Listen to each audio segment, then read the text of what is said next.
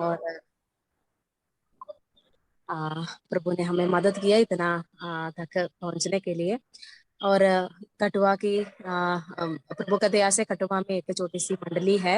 उधर कुछ लोग, कुछ परिवार का साथ और कुछ लड़के लोग हमारे साथ उधर वचन सुनकर बपतिस्मा लेकर हमारे साथ प्रभु को आराधना कर रहे हैं। और आप लोग प्रार्थना करना है उधर का उस स्थानीय लोगों के लिए। हमारा गांव का नाम चक सजन है। उस गांव में हिंदू और मुस्लिम लोग बराबर रहते हैं। और उधर उन लोग बहुत परेशानी को झेल रहे अंधकार की शक्तियों से। इसलिए आप लोग प्रार्थना करना है। बहुत बार प्रभु का वचन सुना है और बार बार हम कुछ घरों में हम गए हैं, क्योंकि उन लोग बहुत शैतान की शक्तियों उनमें सधार है। मगर बहुत बार वचन सुना है, फिर भी उनको एक विश्वास करके एक स्टेप लेने के लिए उनको कर नहीं पा रहे। इसलिए आप लोग प्रार्थना करना ताकि पवित्र आत्मा उनका बीच में कार्य करे और शैतान का सारे अंधकार शक्तियों को दूर निकाल कर उनको एक एक विश्वास लेने के लिए, विश्वास करने के लिए प्रभु मदद करे। और आप लोग उधर का लोगों के लिए प्रार्थना करना, सिर्फ कटवा का नहीं है, पूरा जम्मू कश्मीर ऐसे हालत में है। और उधर भी बहुत कम सेवक लोग है हमारा। और वो भी, उन लोग भी बहुत मुश्किल हालत में प्रभु की सेवा कर रहे हैं। कुछ लोग बाइबल अनुवाद के लिए भी है। इसलिए उन लोग भाई के लिए भी प्रार्थना करना। उधर और भी सेवा लोग आने का जरूरत है। और आप लोग इस बात के लिए, विशेषकर हमारा इस कलिसिया के लिए और उधर का सेवगाई के लिए आप लोग का प्रार्थना में आप लोग ध्यान याद रखना है। प्रभु के नाम की महिमा हो। आज की इस रात में हम थोड़ी टाइम प्रभु का वचन के सामने हम बैठेंगे। और प्रभु का वचन से हम सुनने वक्त ऐसे हम प्रार्थना के साथ बैठेंगे ताकि प्रभु मुझसे बात कीजिए। मेरे जिंदगी में जो कुछ भी सही करने का जगह है, सही करने का एरिया से उसको सही करने के लिए मुझे सिखाइए, मुझे बात कीजिए। ऐसे एक प्रार्थना के साथ हम बैठेंगे। मुझे भी आपका प्रार्थना में याद रखना, क्योंकि मैं नहीं हूँ, पवित्र आत्मा आपसे बात करने के लिए हम प्रार्थना के साथ हम बैठेंगे। प्रभु आप सबको सहायता करें। आइए हम वचन में हम आने वक्त हमें एक परिचित एक व्यक्ति है, अब्राहम, सबको पता है, विश्वासियों का पिता कहलाते हैं। हम उस अब्राहम का बीवी सारा को भी जानते हैं। उसका एक दासी थी, हाजरा नामक एक व्यक्ति, एक मिस्र की स्त्री थी। हमें पता है मिस्र देश सब कुछ हम सबको पता है, क्योंकि कुछ उत्पत्ति का किताब में पढ़ते हैं, कुछ निर्गमन का किताब में हम पढ़ते हैं। मिस्र देश में सारे इसराइल लोग बंधुआई होकर उधर चला गया, उधर बहुत साल उधर काटना पड़ा। ठीक है, उसका पहले का बात है ये, जब अब्राहम को परमेश्वर ने बुलाकर वायदा देने के बाद, जब अब्राहम और सारा रहते थे कनान के देश में, उधर अकाल पड़ा, तब थोड़ी टाइम के लिए इन लोग मिस्र की ओर चले गए। मिस्र उसी टाइम का कनान का थोड़ा दक्षिण जगह पे था, उधर चला गया। तो शायद उधर से इस मिस्र दासी को सारा ने दिया होगा और उनका पास रखा है। हम उसके लिए आएंगे। उल्पत्ति का किताब 16 अध्याय पहले से लेकर 13 आयत तक। कोई बहन मुझे पढ़कर सहायता किया तो अच्छा था। उल्पत्ति का किताब 16 अध्याय पहले से लेकर 13 आयत तक।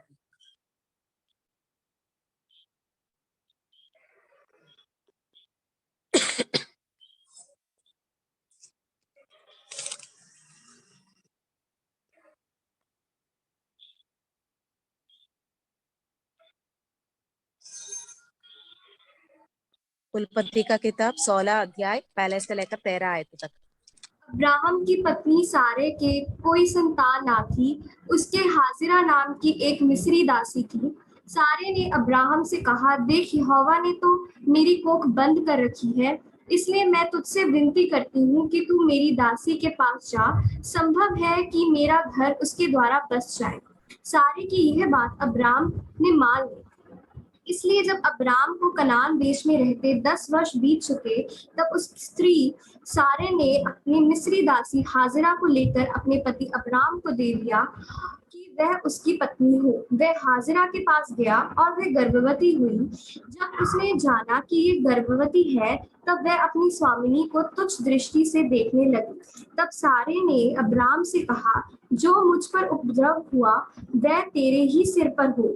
मैंने तो अपनी दासी को तेरी पत्नी कर दिया, पर जब उसने जाना कि वह गर्भवती है, तब वह मुझे तुच्छ समझने लगी। इसलिए यहोवा मेरे और तेरे बीच में न्याय करे। अब्राम ने सारा से कहा, देख, तेरी दासी तेरे वश में है, जैसे तुझे भला लगे वैसे ही उसके साथ कर। तब सारे उसके दुख देने लगी और वह उसके सामने से भाग गई। तब यहोवा के दूत ने उसको जंगल में शूर के मार्ग पर जल के एक सोते के पास पाकर कहा, हे सारे की दासी हाजिरा, तू कहाँ से आती है और कहाँ को जाती है? उसने कहा, मैं अपनी स्वामिनी सारी के सामने से भाग आई हूँ। यहोवा के दूत ने उससे कहा, अपनी स्वामिनी के पास लौट जा और उसके वश में रह। और यहोवा के दूत ने उससे ये भी कहा, मैं तेरे वंश को बहुत बढ़ाऊंगा, यहाँ तक कि बहुतायत के कारण उसकी गणना ना हो सकेगी। और यहोवा के दूत ने उससे कहा, देख, तू गर्भवती है और पुत्र जनेगी, तू उसका नाम इश्माएल रखना, क्योंकि यहोवा ने तेरे दुख का हल सुन लिया है। और वह मनुष्य बनेल गदले के सामने होगा और उसका हाथ सबके विरुद्ध उठेगा और सबके हाथ उसके विरुद्ध उठेंगे और वह अपने सब भाई बंधुओं के मध्य में बसा रहेगा। तब उसने यहोवा का नाम जिसने उससे बातें की थी अत्यालियो रखा। कहा, क्या मैं यहाँ भी उसको जाते हुए देखने पाई और देखने के बाद भी जीवित रही। Thank you blessing. प्रभु आपको आशीष करे। इस पढ़े हुए वचनों को भी प्रभु हमें आशीष करके दे।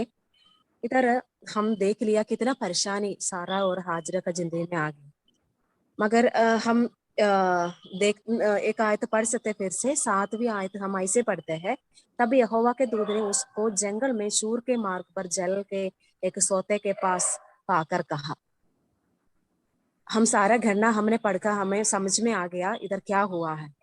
इधर उस सारा का सारा हाजरा को दुख देने लगी, तब हाजरा क्या किया, उधर से भागी तो उनको पता नहीं है उसका पेड़ में बच्चा है और उनका पता नहीं कहाँ जाना। वो जंगल में, इंग्लिश में विल्डरनेस लिखा है, रेगिस्तान में वो चली गई। मगर इधर देखना है यहोवा परमेश्वर के पीछे जाकर, नहीं तो उसको देखकर उससे बातें करते हुए हम देख सकते हैं। इधर एक क्वेश्चन हम ऐसे पूछ सकते हैं कि हाजरा का साथ यहोवा परमेश्वर को क्या संबंध है? सच में यहोवा परमेश्वर ने तो वायदा बांधा है, अब्राहम का साथ है, अब्राहम को दिया है और अब्राहम को बच्चों को दिया है।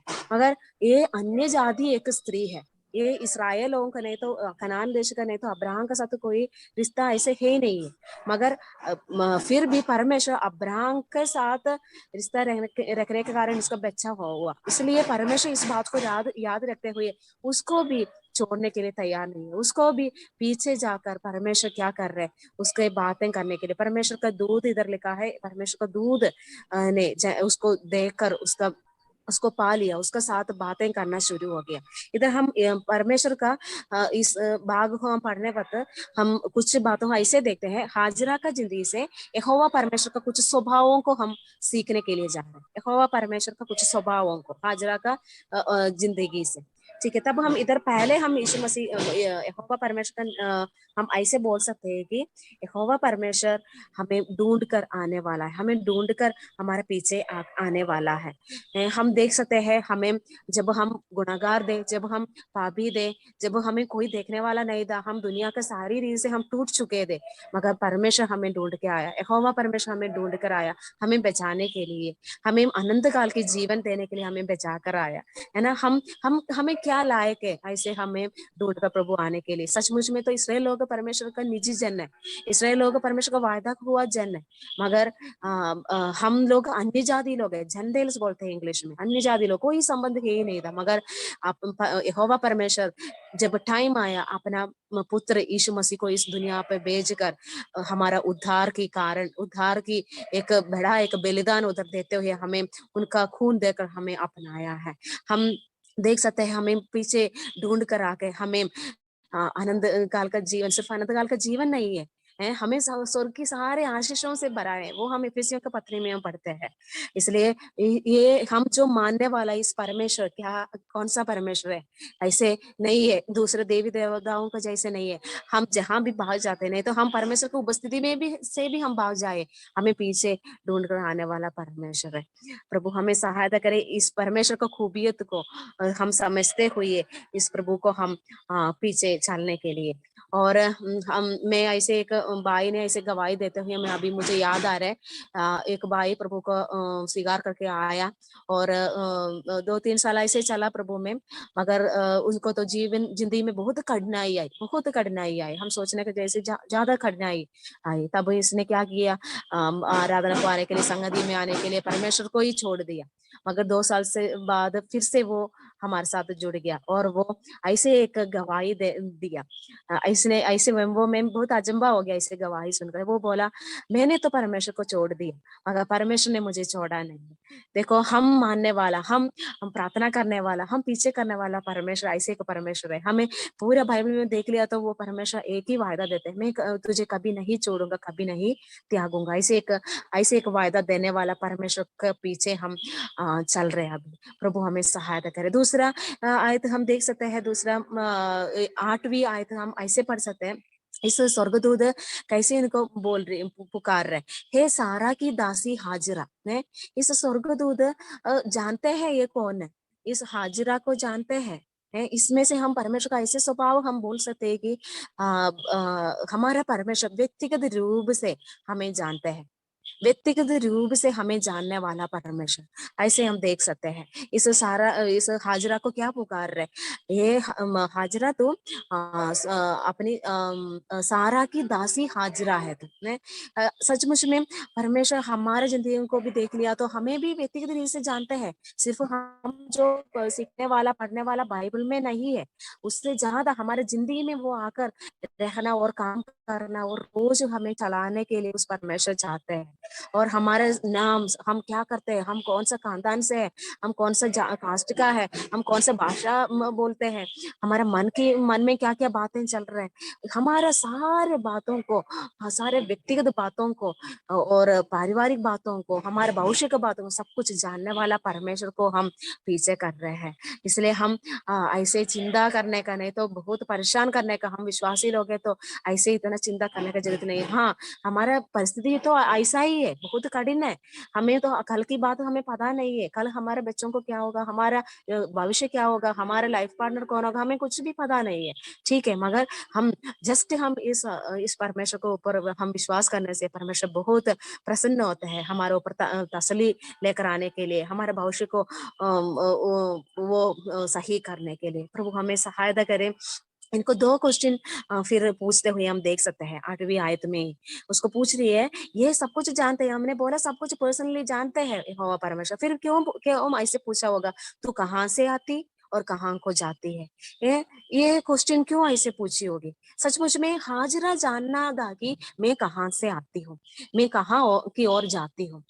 परमेश्वर ऐसे अलग अलग टाइम में ऐसे पूछते हुए हमें बाइबल में देख सकते हैं। कुछ लोगों को परमेश्वर को क्या पता नहीं है, इन लोगों का नाम क्या है, नहीं तो इन लोग क्या किया है, क्या करने जा रहे हैं, तो जरूर पता है, मगर हमें भी थोड़ा बहुत कराने के लिए परमेश्वर क्या करते हैं, हमें पूछते हैं, है ना। याकूब को, जैसे याकूब को पूछा तेरा नाम क्या है, वैसे इधर हाजरा को पूछा तू कहाँ से आती है? हाँ, कहाँ से आती है, क्योंकि इनको पता होना है मुझे कहाँ रखा था, मुझे कहाँ रखा है परमेश्वर ने, अभी तक मैं किसका अधीन में मैं रहना था। इस बात को हाजरा जानना था, तो कहाँ से आते हैं। हमारी जिंदगी में भी ढूंढ के देख लिया तो हमारा भी पोजीशन हम देखना है, समझना है। हमें परमेश्वर ने, जब हम प्रभु यीशु मसीह को स्वीकार किया है, कितना खुशी था उसी दिन, है ना। हम प्रभु का वचन पढ़ने के लिए, प्रार्थना करने के लिए, संगति में आने के लिए, मीटिंग्स में जाने के लिए, गाना गाने के लिए हम कितना होशियार था, कितना हम होशियार था, कितना खुश था हमें। मगर उस अवस्था अभी है हमें। प्रभु ने जब जब हमें उद्धार दी, उसी दिन का खुशी और शांति आज है हमारे जिंदगी में। इस बात को हम ध्यान रखना है। और पूछ रहे आप अभी कहाँ जाती है, अभी मेरा चाल चलन कैसे चल रहा है, मैं कहाँ की ओर जाती हूँ आगे, अभी मैं आगे आज की जिंदगी जिया तो मेरा लक्ष्य कहाँ पहुंचेगा। अगर कुछ लक्ष्य है मेरे जिंदगी में, इस यीशु मसीह को मैं फॉलो कर रही हूँ, यीशु मसीह का विश्वास नहीं हूँ, मैं बोलती हूँ, मगर सचमुच में अगर प्रभु का तुलना में, प्रभु तुलना करके हमारा आदमी जिंदगी को देख लिया तो मेरा अवस्था क्या होगा आज। मेरा प्यारा बहनों, हम इस बात का थोड़ा टेस्ट करना है, जांचना है हमारे जिंदगी की और मूड के देखना है, आज मेरा जिंदगी प्रभु का प्रसन्न हुआ है क्या। इस बात को हम ध्यान रखना है। और आज मेरा चाल चलन मुझे कहाँ की ओर लेकर जाएगा, हमारा मंजिल उस यीशु मसीह है, उस मंजिल तक हम पहुंचेगा क्या। है, इस बात को हम ध्यान रखना है। और जरूर हमें पता है कि मैं विश्वासी हूँ प्रभु एक दिन आएगा और प्रभु का दोबारा अगर मैं मुझे भी लेकर जाएगा, इस सारे बात को हम जानते हैं और हम उसका इंतजार भी कर रहे हैं। मगर अब मैं और आप प्रभु में कैसे है, इस बात को हम थोड़ा ध्यान रखना है। अगर आज प्रभु के आगमन है तो क्या मैं तैयार हूँ, क्या मैं आप तैयार हो? हम मत्ती 25 में हम पढ़ते हैं ना, 10 कुंवारियों के बारे में हम पढ़ते हैं, हमें अच्छे से पता है 5 कुंवारियों तैयार नहीं हुआ था, उनका पास तेल नहीं था, मतलब वो तैयार ही नहीं था अपना दुल्हन वत जाने के लिए। हमारी जिंदगी में भी हम इस बात का ध्यान रखना है। हम ऐसे एक तैयारी में रहना कि अभी मेरा यीशु मसीह आएगा तो मैं तैयार हो या नहीं, है ना। कभी कभी हम कई जगह जाने के लिए हम कितना तैयारी कर रहे हैं ना। हम गाँव जा रहा था, मैंने बोली ना, तब कितना तैयारी करना है ना, क्या क्या रखना है। एक हफ्ता से नहीं, 2 हफ्ता से हमारा तैयारी शुरू हो गया, जो कुछ सामान लेना है और तैयारी करना है सब कुछ। तब भी मैं याद कर रही हूँ कितना तैयारी करना होता है कहीं जाना है तो।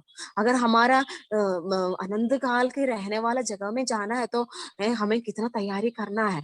हमें इसी दिनों क्यों प्रभु ने हमारी जिंदगी में ऐड करते एक एक दिन दे रहे, उसका तैयारी में हम अच्छा से हम तैयारी करना है। इसलिए प्रभु और भी दिन ठहरते हुए प्रभु हमारे लिए इंतजार कर रहे। हमें प्रभु सहायता करे कि प्रभु के आगमन के लिए मैं कहाँ की और मेरी जिंदगी, मेरा आत्मिक बढ़ोतरी कहाँ तक पहुंचा है। जिस दिन मैंने प्रभु को स्वीकार किया उस दिन से आज तक मेरा बढ़ोतरी कितना हुआ है, इस बात को हम ध्यान रखना है प्रियो। क्योंकि हम एक बच्चा है, हम हमेशा एक एग्जाम्पल बोलते हैं, अगर एक बच्चा हमें पैदा हुआ तो हम 1 साल के बाद वो चलना शुरू नहीं किया तो हम परेशान हो जाते हैं ना। एक एक स्टेज में जो भी करना है वो करना है, नहीं है तो हम बहुत परेशान होते हैं। वो बोलना के टाइम में बोलते नहीं है तो हम बहुत परेशान है, हम डॉक्टर के पास लेकर जाते हैं, इसको क्या हुआ, है ना। ऐसे प्रभु भी हम बेटियों को देखते हैं कि मेरा बेटी कितना बढ़ रही है प्रभु में, नहीं मेरे साथ रिश्ता में कितना बढ़ रही है। प्रभु हमें सहायता करे हम खुद को जांच करने के लिए। आगे हम 9वीं आयत में हम ऐसे पढ़ते हैं, यहोवा के दूत ने उससे कहा अपनी स्वामिनी के पास लौट जा और उसके वश में रह। ने इस हाजरा को सचमुच में हाजरा का पूरी अवस्था को इस स्वर्गदूत जानते हैं। क्यों वो उधर से भागी है, हम पढ़ सकते हैं 6 का आयत, लास्ट आयत भाग में हम पढ़ते हैं 6 अध्याय आयत का। तब सारा उसको दुख देने लगी और वह उसके सामने से भाग गई है। देखो कितना दुख देने लगी हमें पता नहीं है, क्योंकि एक बात इधर है, ये अभी गर्भवती है। देखो मानसिक रीति से देख लिया तो एक महिला जब गर्भवती होती है तब उनको ज्यादा केयर चाहिए, ज्यादा ध्यान चाहिए।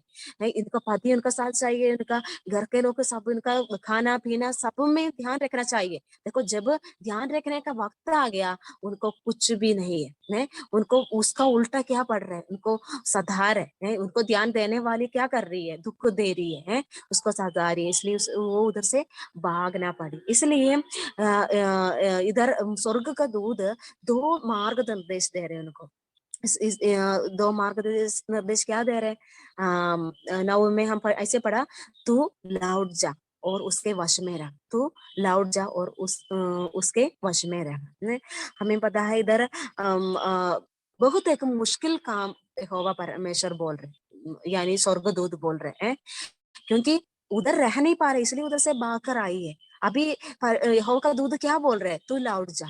देखो कितना मुश्किल की बात बोल रहे हैं, क्योंकि सचमुच में उधर रुक नहीं सकते है, उधर उधर आगे एक पल भी जी नहीं पा रहे, इसलिए इस हाजरा उधर से भाग कर आई है। उधर उधर रहा तो आगे शायद उनको बहुत कठिनाइयां सहना पड़ेगा है। मगर यहोवा परमेश्वर जानते हैं कि क्या जानते हैं, अभी तो कहाँ है, जंगल में है, रेगिस्तान में है, अभी तो इधर से आगे एक कदम भी रखा तो तेरा नाश के कारण बन जाएंगे। जंगल हमें पता है बहुत कितना भरी जगह है ना, कुछ भी कभी भी हो सकता है। इसलिए इनको बोल रही है तू अभी जो जा रही है तेरा रास्ता सही नहीं है, तो ध्यान रखना रहना है कि तू वापस जाने के लिए है, वापस लौटने के लिए। देखो प्रिय मेरे बहनें, कभी-कभी जब परमेश्वर का वचन के द्वारा हमें कुछ बात, शायद परमेश्वर का पवित्र आत्मा हमें बात करेगा, हमें बहुत कठिन लगेगा, हमें मानने के लिए बहुत मुश्किल लगेगा। क्यों मसीह ऐसे बोल रहे हैं? मेरा इस अवस्था को वो क्यों देखते नहीं हो? मैं इतना सह चुकी हूँ, अभी मुझे आगे एक कदम भी रख नहीं सकते। शायद हम ऐसे-ऐसे क्वेश्चन्स हम शायद पूछ सकते हैं, मगर परमेश्वर क्या बोल रहे हैं? हमें एक ही बात है, परमेश्वर हमारा आगे वाला बातों को और पीछे वाला बातों को, अभी का बातों को, सब कुछ जानने वाला परमेश्वर जो बोल रहे उस बात को हम मानना ही है। शायद हमारा नजरों में बहुत मुश्किल हमें लगेगा, उधर उसी सारा का पास वापस जाना बहुत मुश्किल है सोचने में तो, मगर हम वो मानना ही पड़ेगा। कभी कभी परमेश्वर भी ऐसे कुछ आज्ञाओं हमें वचन के द्वारा हमें बताएंगे, शायद बार बार बताएंगे, हम मानते नहीं होगा, हम आगे हमारा ही रास्ते में हम चला तो और नाश की ओर हम जाएंगे। इसलिए हमारा मेरा प्रिय बहनों, हमारा जिंदगी में जो भी परमेश्वर का वचन हमें सिखा रहे, जब जब टाइम आते हैं तब परमेश्वर का वचन हमें बोलते हैं, उसी का आधार पर हम चलने के लिए शायद मुश्किल होगा, फिर भी प्रभु का उस आज्ञाओं को हम पालने के लिए प्रभु हमें सहायता करे। शायद हमारा जिंदगी में ऐसे होगा कुछ रिलेशनशिप के बारे में, कुछ रिश्ता में ऐसे होगा कि हमें टूट गई होगी है हमारा, कुछ शायद हमारा घर के लोगों के साथ होगा, हमारे पड़ोस के लोगों के साथ होगा, हमारे कलिसिया के बहनों के साथ होगा, हमें उसको वापस उसी रिश्ता में जाने हम पसंद ही नहीं करते होंगे। नहीं तो हमारा जिद हमें क्या है, रोकते हैं, कोई बात नहीं, वो आने दो मेरे से बातें करने के लिए। नहीं बहना, ऐसे नहीं करना। अगर प्रभु हमें बात करे तो हम पहले जाकर उसको उस टूटा हुआ उस रिश्ता को हम जोड़ना है। और हमारे परिवार में भी हम देख सकते हैं, पति के साथ हमारा रिश्ता, बच्चों के साथ हमारा रिश्ता, हमारे घर के लोगों के साथ हमारा रिश्ता, ससुराल के लोगों के साथ हमारा रिश्ता, ये सब कुछ जहाँ टूटा है उधर से हम जोड़ने का काम करना है। अगर प्रभु हमें आज बोल रहे तो हम उसका मानना है। क्यों मानना है? आगे हमें बहुत का प्रतिफल और आशीष की बातें प्रभु ने रखा है, जैसे हाजरा का जिंदगी में हुआ है। मैं ऐसे एक बुक में कुछ दिन पहले मैं ऐसे पढ़ी, ऐसे बोला है, अगर हमारा वर्टिकल रिलेशनशिप सही है तो हमारा हॉरिजॉन्टल रिलेशनशिप भी सही होगा। मतलब हमारा यीशु परमेश्वर का साथ हमारा रिश्ता अच्छा है तो हमारा इंसानों का साथ, हमारे साथ जो भी कॉन्टेक्ट में, हमारा पति, हमारे बच्चे, आस पड़ोस का लोग, हमारा रिश्तेदार, सबका रिश्ता, ये हॉरिजॉन्टल रिश्ता भी बहुत अच्छा तरीके से आगे जाएगी। इसलिए हम इस बात का ध्यान रख रहे हैं। अगर प्रभु हमें याद कर रहे हैं, तेरी जहाँ टूटा है उधर को जोड़ने के लिए बोल रहे तो हम जाना है। अगर हमें पता है, अगर हम गाड़ी लेकर कहीं जाने वक्त हमारा रास्ता हम बदल गया, नए नए जगह में, नहीं तो सिटी में जाना, तो हमारा रास्ता क्या होता है, कभी कभी वो हम गलत रास्ता में चले जाते हैं। तब गलत रास्ता में चला गया तो फिर क्या है, हमें उधर से कोई ऑप्शन है नहीं है, हमें वापस आना है। वापस जहां हमें गलत मोड़ा है उधर वापस आना है, तब फिर उधर से हम नया रास्ता, सही रास्ता शुरू कर सकते हैं। हमारी जिंदगी में भी ऐसे ही है, हमारा आदमी जिंदगी में भी ऐसे है कि जहां हमने गलत मोड़ा है उधर से हम वापस सही मोड़ में आना है, तभी तो शुरू होगा। हाँ ठीक है, मैं अभी तो इतना तो चली गई, ठीक है इधर से शुरू करें, नहीं ऐसे नहीं है। जहाँ प्रभु चाहता है, प्रभु तो क्लियर कट है, प्रभु को टेढ़ा मेढ़ा है नहीं है, एक बात बोला तो ऐसे ही है। इस बात का हम ध्यान रखना है और प्रभु हमें सहायता करे। प्रभु हमारा मार्गदर्शक है, मार्ग निर्देश देने वाला है। उसका जहां जहां मोड़ पे हमें मार्ग निर्देश देगा, उधर हम उसका आज्ञाओं का हम पालन किया तो आगे हमारी जिंदगी आशीष की और हमारी सही मंजिल की ओर पहुंचने वाला है। दूसरा बात इनको बोला तो उनका वश में रहना, अपनी स्वामी का वश में रहना है। कुछ ट्रांसलेशन में अधीन रहना यही लिखा है। इधर हाजिरा की हाजरा हमें पता है, इस बात को तो जरूर मानी है। आने वाला आगे वाला आयतों में हम पढ़ सकते हैं कि हाजरा इस बात को मानी है, इस स्वर्गदूत को बात को इसने क्या किया, जरूर वापस लौट गई है। इनको बहुत मुश्किल था, है ना, बहुत कठिन था, फिर भी इसने मान लिया है। मगर हमारी जिंदगी में भी हम देख लिया तो कभी कभी हमारे जिंदगी में भी इस बात का हम मुश्किल होता है अधीन रहना, है ना। हम बहुत बार हम सुन लिया है, हम विशेषकर हम विश्वासिनी लोग, हम पत्नियां अधीन रहना है ना।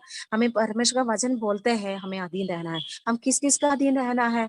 इधर तो हाजिरा का बोला अपने स्वामी का अधीन रहना। नया नियम का विश्वासी लोगों को क्या बोलते हैं वचन, हम अधीन रहना है कि पहले हम परमेश्वर के अधीन में रहना है। परमेश्वर के अधीन में रहने के लिए पहला पत्रस 5:6 में हम ऐसे पढ़ते हैं, पहला पत्रस 5:6 में हम ऐसे पढ़ सकते हैं, इसलिए परमेश्वर के बलवंत हाथ के नीचे दीनता से रहो। इधर वो अधीन का मतलब नहीं है, फिर भी दीनता से रहो परमेश्वर के बलवंत हाथ के नीचे। हमें पहले हम परमेश्वर का अधीन रहना सीखना है। क्यों क्यों क्योंकि परमेश्वर का हाथ बलवंत है, हमारा हाथ बहुत दुर्बल है। परमेश्वर को पता है वो हम उसका सृष्टि है, फिर हम कितना दुर्बल होगा, है ना। इसलिए हम हमें सृष्टि किया सृष्टिकर्ता का बलवंत हाथ का नीचे हम अधीन रहना जरूरी है। जैसे हाजरा ने उनका अधीन रहा, उसका बात को मानकर वापस लौट गए, वैसे हमारी जिंदगी में भी उस परमेश्वर को हर एक बातों में, हर एक छोटी छोटी बातों तक हम क्या करना है, उसका अधीन रहना है।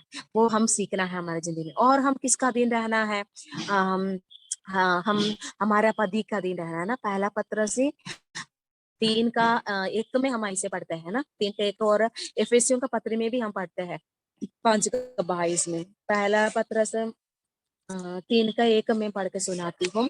ऐसे लिखा है, हे पत्नियों तुम भी अपने पति के अधीन रहो। है इधर भी बोल रहे, और एफेसियों का पत्री 5:22 में भी ऐसे बोला है, पत्नियों तुम लोग पति का अधीन रहना जैसे प्रभु के। है जैसे हम पहले हमने बोला प्रभु का कैसे अधीन रहना, वैसे हम किसका भी अधीन रहना है, हमारा पतियों का भी अधीन रहना। क्या है, हम नीचे हैं उनसे भी बहुत नीचे है, ऐसे नहीं है। परमेश्वर और परमेश्वर का वचन हमें इक्वालिटी दिया है, एक ही जैसे हमें मानते हैं। मगर क्या है, ये अधीन रहना एक और बात है कि हम खुद सोचना है, किसी को भी हमें अधीन रहने का नहीं कर सकते, है ना। हमें अधीन रहने के लिए हमें आज्ञा दिया है, हम खुद का हमारा हमारा मन में हम क्या करना है, अधीन रहना हम सीखना है, हमारा मर्जी है वो है। अगर हमें पसंद नहीं तो क्या है, हमारा सारे कामों में बोली में सब कुछ क्या है, वो नहीं होगा। अगर हम परमेश्वर को हम भाई मानते हैं, परमेश्वर के वचन को हम मानने का हमारी इच्छा है, पति का पति कैसे भी हो, है पति शायद कुछ काम का नहीं होगा, तभी भी परमेश्वर बोल रहे तो तेरा पति का अधीन रहना है। इस बात हम प्रभु के जैसे हम अधीन रहना है, वैसे करने के लिए प्रभु हमें बात कर रहे हैं। और तीसरा बात है कि रोमियो का पत्री 13:1 में हम पढ़ते हैं ना, शासकीय अधिकारियों के अधीन रहना, है ना। हम कभी कभी हमारे ऊपर जो बैठने वाला अधिकारी लोग है ना, इवन पंचायत मेंबर से लेकर MP से लेकर MLA से लेकर हमारा प्रधानमंत्री तक, जो कोई भी पद में है, शायद हमारा मनमर्जी का लोग है ही नहीं होगा, हम पसंद करने वाला राष्ट्रीय पार्टी का है ही नहीं होगा। फिर भी परमेश्वर का वचन हमें क्या बोलते हैं, हम उस शासकीय अधिकारियों का अधीन रहना है। ये परमेश्वर हमें एक आज्ञा दिया है, ये हमें मानना ही है, परमेश्वर का वचन बोलते हैं। इसलिए हम अधीन रहने के लिए प्रभु हमें सहायता करे। और हम देख सकते हैं हाजरा का जिंदगी के द्वारा परमेश्वर का दूसरे एक स्वभाव, उसका 11 आयत में हम ऐसे पढ़ते हैं, और यहोवा के दूत ने उससे कहा, देख तू गर्भवती है और पुत्र जनेगी, तू उसका नाम इस्माइल रखना, क्योंकि यहोवा ने तेरे दुख का हाल सुन लिया है। इधर हम परमेश्वर का एक स्वभाव ऐसे बोल सकते हैं कि हमारा दुख का हाल सुनने वाला परमेश्वर, हमारा दुख के हाल सुनने वाला परमेश्वर है। सुन लिया का मतलब क्या है, सुन लिया का मतलब हम जैसे सुन रहे वैसे नहीं है ना। हम कुछ काम करना है तो बच्चे लोग आके कुछ बोलते हैं, हाँ हम सुन लिया, हाँ ठीक है बोल दिया, नहीं है। परमेश्वर सुनने का मतलब ये कि उसको मेरे लिए ध्यान है, वो मेरा सारा ध्यान रखने के लिए वो तैयार है। और क्या है, वो जो भी परेशानी है उसमें से मुझे बाहर लेकर आएंगे, उसका वायदा, उसका यकीन उधरी है। परमेश्वर सुन लिया का मतलब मुझे बचाने का यकीन उधरी है, उस आयत में है। इतना ही नहीं है, आगे की रास्ता, मेरा प्रॉब्लम से मुझे बाहर लेकर आएगा वो भी नहीं है, मुझे सही रास्ता दिखाएगा और मेरा साथ चलेंगे वो, और हमें आशीष भी देंगे। हाजरा का जिंदगी से मैं बोल रही हूँ, हाजरा का जिंदगी में उसने आशीष भी दिया है। देखो उसका जिंदगी के द्वारा हमने देखा क्यों ऐसे आशीष देने का जरूरत है। मगर परमेश्वर एक एक व्यक्ति को चुनकर परमेश्वर प्यार करते हैं। हमें पता है यीशु मसीह भी इस धरती पे था अपने सेवकाई के टाइम में, यीशु मसीह बड़े बड़े लोगों के साथ गया होकर हमने ज्यादा पढ़ते नहीं है। यीशु मसीह का हमेशा, यीशु मसीह का संबंध गरीब लोग, दीन लोग और दरिद्र लोग, ऐसे वाले लोगों के साथ, और समाज से जो छोटे समझते हैं समाज के लोग, और समाज के बहुत अपमान मिला है, ऐसे वाला लोगों का साथ था यीशु मसीह का संगति, और यीशु मसीह उनका पास चुन कर गया है ना, यीशु मसीह उनका पास गया। देखो इधर यहोवा परमेश्वर का वही स्वभाव यीशु मसीह का, उसका पुत्र यीशु मसीह में भी हम देख सकते हैं। हमारा हमारा दुख के हाल में हमें सुनने वाला परमेश्वर, शायद मुझे सुनने वाला कुछ बहनें शायद ऐसे हालत से गुजर रहे होंगे, बहुत कठिन अवस्था से जा रहे होंगे, कल की बारे में बहुत चिंता हो रहे होंगे, हमें बहुत टेंशन लेते होंगे, हमें कुछ भी आइडिया नहीं होंगे, हम शायद हमारा सारे परिस्थितियां हमें लेकर इतना हमें शैतान हमें चिंता में डालते होंगे। मगर इधर हाजरा का जिंदगी में ऐसे प्रभु कर सकते, तो हमें जितना ज्यादा प्रभु हमें संभालेगा, क्योंकि हम उनका खून से हमें खरीदा हुआ है। अगर हमें उनका खून देखकर हमें खरीद, इस बात का ध्यान रखना है कि, और तो हम तसली लेना है कि मेरा दुख के हालत में वो मुझे सुनने वाला परमेश्वर है। और इधर हम एक और बात देख सकते हैं, इस 11 आयत में यहोवा परमेश्वर को क्या बोल रही है, देख तू गर्भवती है।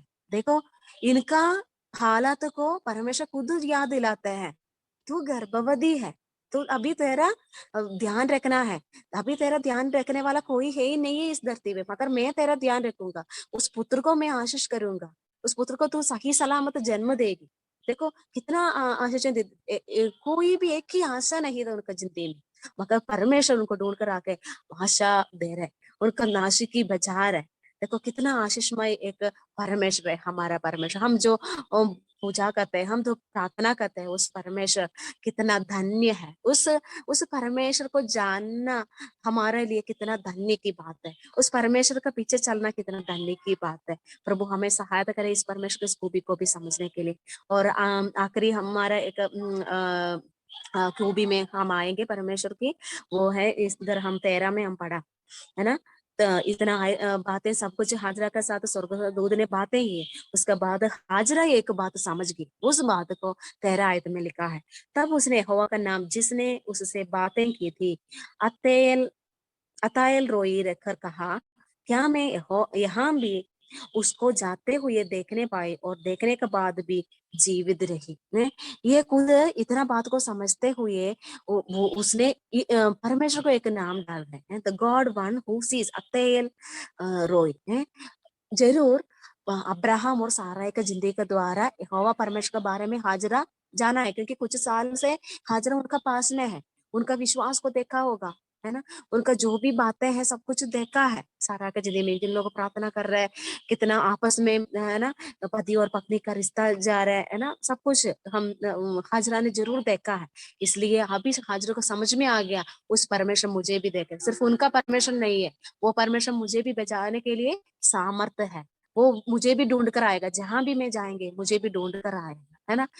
हमारा जिंदगी में भी ऐसे है, प्रभु ने वायदा क्या दिया है? हम भजन संहिता में क्या पढ़ते हैं, भजन संहिता 139 में हम क्या पढ़ते हैं कि ऐसे हम पढ़ते हैं ना, उधर भजन संहिता का ऐसे लिखा है 139 का 7 में, मैं तेरे आत्मा से भागकर किधर जाऊं या तेरे सामने से किधर भागूं, क्योंकि उसने उसको ऊपर बोला है, अगर मैं क्या लिखा है 4 में, मेरे मुंह 5 में, तू मुझे आगे पीछे घेर रखा है, अपने हाथ मुझ पर रखे रहता है, ये ज्ञान मेरे लिए बहुत कठिन है, ये गंभीर और मेरी समझ से बाहर है, यदि मैं आकाश पर चढ़ूं, 8 में ऐसे पढ़ते हैं, तू वहां है तो तू वहां है, तो मैं यदि मैं अपना बिछाऊ ना अधोलोक में बिछाऊं तो वहां भी तू है, यदि मैं भोर की किरणों पर चढ़कर समुद्र के पार जा बसूं, उधर भी तेरा हाथ मेरे अगुवाई करेगा। देखो जहां परमेश्वर कहाँ नहीं है, परमेश्वर परमेश्वर सारे जगह में है, सारे जगह में उसका उपस्थिति है? यही बात यीशु मसीह अपने चेलों को भी बताया है। मत्ती 25 का लास्ट में क्या पढ़ते हैं हम, 28 का लास्ट आयत में लास्ट वर्ड क्या पढ़ते हैं, देखो मैं जगत के अंत तक सदा तुम्हारे संग हूँ, मैं जगत के अंत तक सदा तुम्हारे संग हूँ, ये वायदा अपने चेलों को प्रभु ने दिया है। फिर इसलिए एक बात हम समझना है कि इस प्रभु यीशु मसीह नया नियम का प्रभु यीशु मसीह हमारा साथ है, हम हमेशा हमारा उसको उपस्थिति हमारा साथ है। इस उपस्थिति को हम महसूस करना है। कभी कभी हम ऐसे बोलते कोई ऐसे बोलते सुना होगा, ओ प्रभु, तो प्रभु ने भी मुझे छोड़ दिया मेरा ऐसी हालत में, प्रभु भी मेरा सहायता नहीं किया, प्रभु मेरा प्रार्थना सुनते नहीं है। क्यों? हमें महसूस नहीं हो रहा, वो हमारे साथ है मगर हमारे रिश्ते उनका साथ सही नहीं है। हमें तो उनके साथ एक कनेक्शन नहीं मिल रहा सही, क्योंकि क्या है, पाप उसका रुकावट देते हैं, पाप है। इसलिए हम इस बात का ध्यान रखना, प्रभु के पास जाने के लिए उस पाप हम पहले हटाना है। अगर मुझे सुनने वाला कोई भी प्रभु को अभी तक स्वीकार नहीं किया, तो इस बात का आप ध्यान रखना है। आपको भी प्रभु को स्वीकार कर सकते हैं। इसका मतलब है कि आप प्रभु को अपने उद्धारकर्ता के रूप में स्वीकार कर सकते हैं। इसके लिए आप लोग 3 बात करना है। एक, आप लोग मानना है कि मैं एक पापी हूँ, उस पवित्र परमेश्वर के सामने मैं एक पापी हूँ, पापिनी हूँ। प्रभु वो बात को मैं बताना है परमेश्वर से, प्रभु मैं एक पापी हूँ। और इस बात का विश्वास करना है कि प्रभु मैं पापिनी का बदले, मैं जैसा पापिनी का बदले उसने क्रूस पर मेरा पाप को उठाकर उधर मारा गया और गाड़ा गया और तीसरे दिन मृतों से जी उठा। इस बात के ऊपर मैं विश्वास करना है। और तीसरी बात ये करना है कि मेरा दिल पे उस प्रभु को मैं बुलाना है, प्रभु अभी मेरा जिंदगी पूरा मैं आपको समर्पित करती हूँ। मेरा प्रभु तू ही है, मैं, मेरा खुदा और कोई है ही नहीं है। मैं आपको पीछे चलने का मैं इच्छा रखती हूँ और मैं ऐसे एक निर्णय लेती हूँ। ऐसे 3 बात, पहले आप मानना है कि मैं एक पापी हूँ। दूसरी बात, विश्वास करना है कि वो मेरे बदले मारा गया, गाड़ा गया और आज जीवित है, मैं सामर्थ्य है मेरे सब कुछ करने के लिए। और तीसरा बात ये है कि मैं मेरे दिल पे उसको बुलाना। इतना 3 बात करने से आप लोग प्रभु का बेटी बन गया, नहीं यानी उद्धार पाया, नहीं तो तौबा किया है। आपको जिंदगी में भी उस प्रभु यीशु मसीह के साथ उस रिश्ता आने के लिए प्रभु ने मदद किया है। प्रभु हमें सहायता करे। प्रभु की उपस्थिति हमारे जिंदगी में हमेशा, जब हम अकेला होते हैं, जब हम रात का अंधेरा में होते हैं, जब हम हमारा मोबाइल में हम पढ़ते हैं और कुछ देखते हैं, मीटिंग्स देखते हैं, सभी टाइम में प्रभु मेरा साथ है, प्रभु का उपस्थिति मेरा साथ में है। इस बात को हम महसूस करने के लिए प्रभु हमें सहायता करे। और हम इतना टाइम देख रहा था कि हाजरा का जिंदगी के द्वारा, और हाजरा का जिंदगी के द्वारा प्रभु का कुछ स्वभावों को हम देख रहा था कि पहले हमने देखा कि प्रभु हमें हमारा पीछे हमें ढूंढ कर आने वाला परमेश्वर। और दूसरा बात हमने ये देखा कि प्रभु व्यक्तिगत रीति से हमें जानते हैं। और तीसरा बात हम ये देखा कि वो मुझे मार्ग निर्देश देते हैं। और चौथी बात हम ये देखा कि दुख का हाल सुनने वाला है, हमारी दुख की हाल को सुनने वाला है। और 5वीं बात हमने देखा, वो मेरा अत्तायल रोई है, वो मुझे देखने वाला, अगर मैं कहीं भी आ जाऊं उधर मुझे देखने वाला, मुझे ढूंढ कर आने वाला और मुझे सारे आशीष देने वाला, मुझे मैं नाश होने से बचाने वाला परमेश्वर है। प्रभु हमें सहायता करे। हम कोई भी कष्ट में हो, मुसीबत में हो, इसी टाइम हम कुछ भी ऐसे परेशानियों से हम गुजर रहे तो भी हम इस बात को ध्यान रखना, प्रभु भी मेरे साथ है। प्रभु मुझे अनुमति दे रहे मेरे जिंदगी में ये सहने के लिए। इसलिए हम हमारे जिम्मेदारियों को हम समझना है, जहां हम टूटा है, जहां हमारा गलत हुआ है, उधर से हम वापस आकर और प्रभु के अधीन में रहते हुए, प्रभु कौन है इस बात को समझते हुए उस प्रभु को पीछा करने के लिए प्रभु हमें सहायता करे। और इस वचनों का द्वारा हमारा आदमी जिंदगी में उन्नति होने के लिए प्रभु हम सबको मदद करे। प्रभु के नाम की महिमा हो। धन्यवाद।